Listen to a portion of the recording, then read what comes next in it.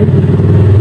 Okay guys, gagawa tayo ng baston cookies guys. Okay, so ito na guys. Mix ko na, nakalimutan ko pakita sa inyo pag mix. Pero ang ituturo ko sa inyo ngayon paano mag-baston ng mamon. Okay guys, so ito na. So ito na yun guys. So pagkatapos nyo dyan, i-roll natin dito.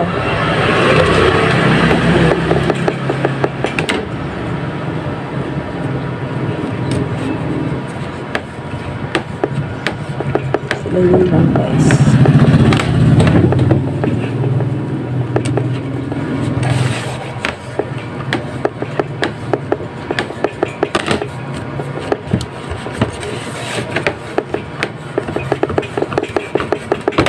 So ayan na siya guys. Tapos kasi malagkit guys, lagyan natin, brush natin dito ng lard. Tapos igaganyan natin guys. Ayan. Hanggang sa mahaba siya.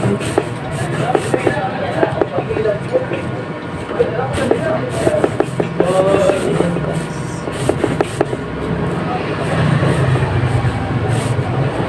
Ayan. So okay na ito guys. Ilalagay natin sa tray.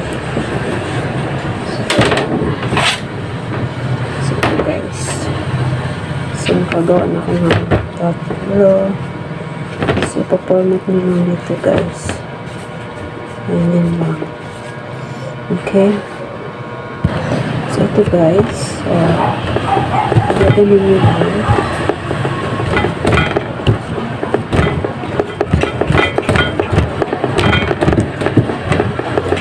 Tapos, ilalagyan natin ng bread.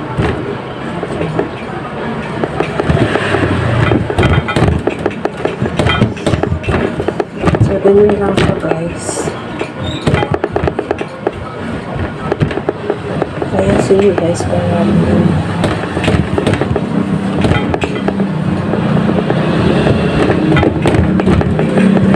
bantay yung laki guys.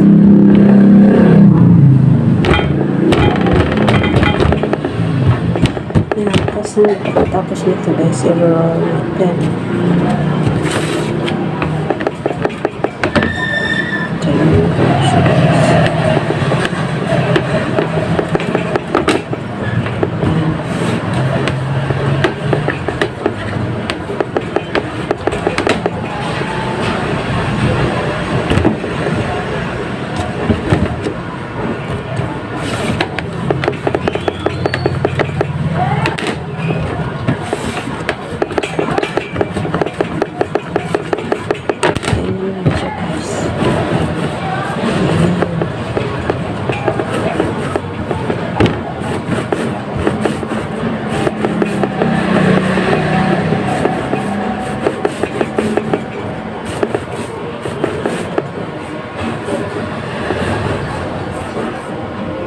Guys. Ayan. Sa akin guys, ilalagay ko sa tray. Ayan, tapos yan. So, ulit-ulit yung guys hanggat sa matapos yung ano natin. Tapos, marami ko yung guys. So, ayan. So, ganun lang guys. Easy lang siya. Guys, kung gusto nyo ng recipe nito at saka paano gumawa, message lang kayo guys, comment lang kayo guys para sa sunod ibibidyo ko hanggat sa from the start ibibidyo ko guys. So ngayon ituturo ko muna sa inyo paano mag-roll, paano gumawa guys. Ito guys yung mamon, yung mga bata pa tayo.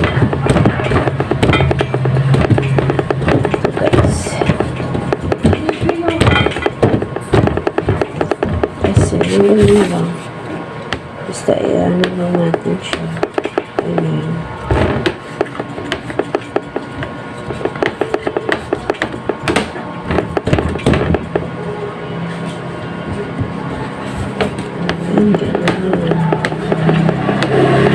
Lagkit guys. Lagkit.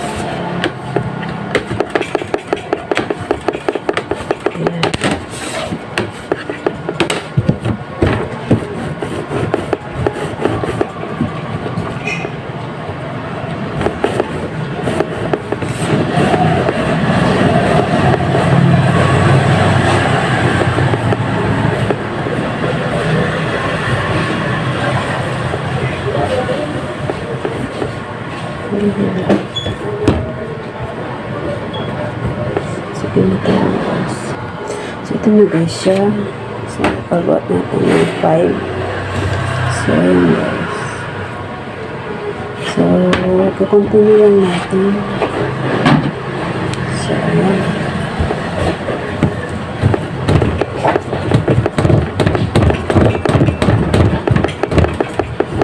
Ay, ito yata yung sobra guys. Ito yung maliit. Ayan guys.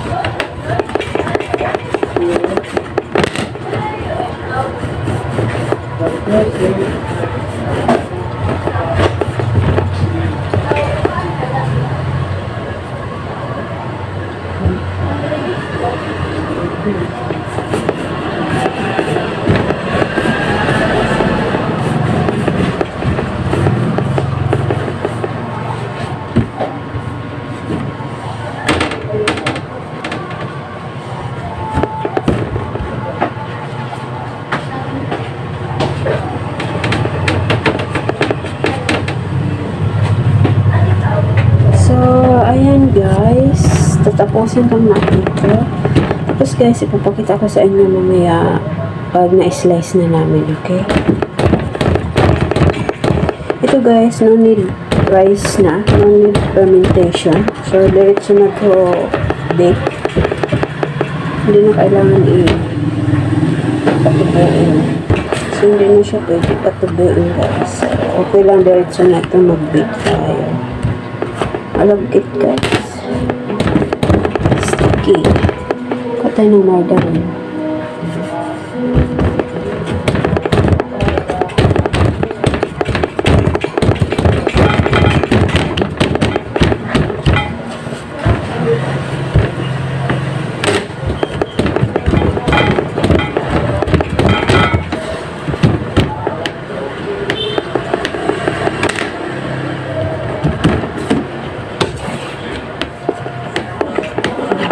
May tugtog guys sa kapitbahay. Baka marinig dito sa ano ko.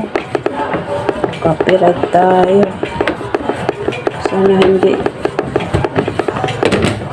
makasama dito sa ano ko. Mga lasing yata.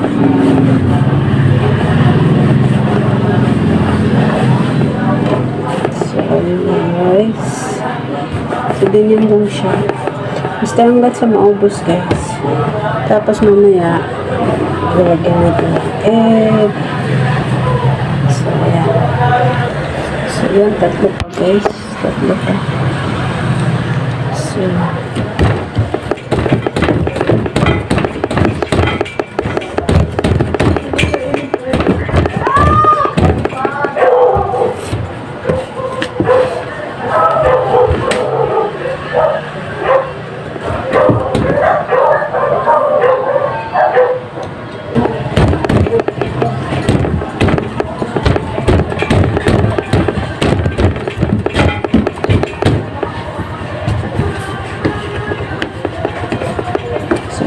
So guys, maingay sila guys. Tugtog.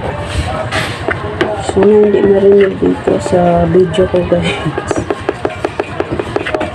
So, ganun kayo lang. Easy lang guys. Pero kung gusto niyo guys ng recipe nito, mag-comment lang kayo para paggawa ko next time. Naka-chocolate flavor sa sunod.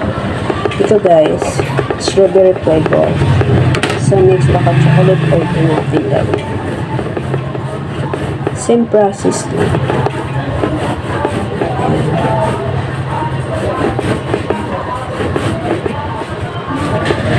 Ini sila guys. Klaro ko. Lasing na yan tayo. Dapat kayo pantay para siyang laki niya. Ayan. Dapat pare-pareha yung laki. So, ayan.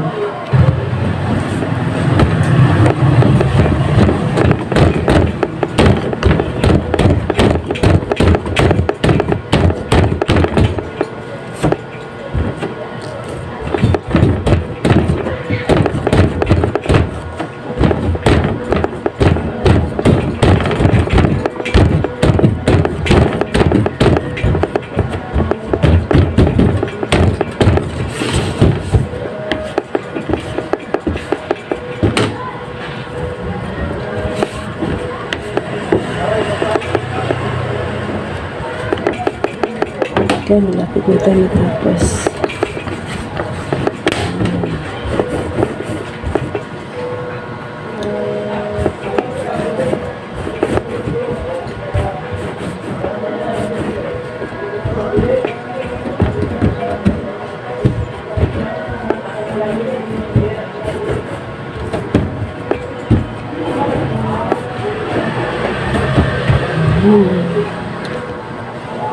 Guys, kasi ito.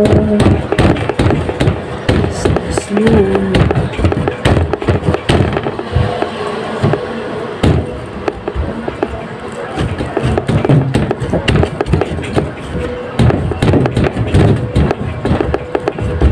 So, ayan guys. Ito guys, last na ito guys.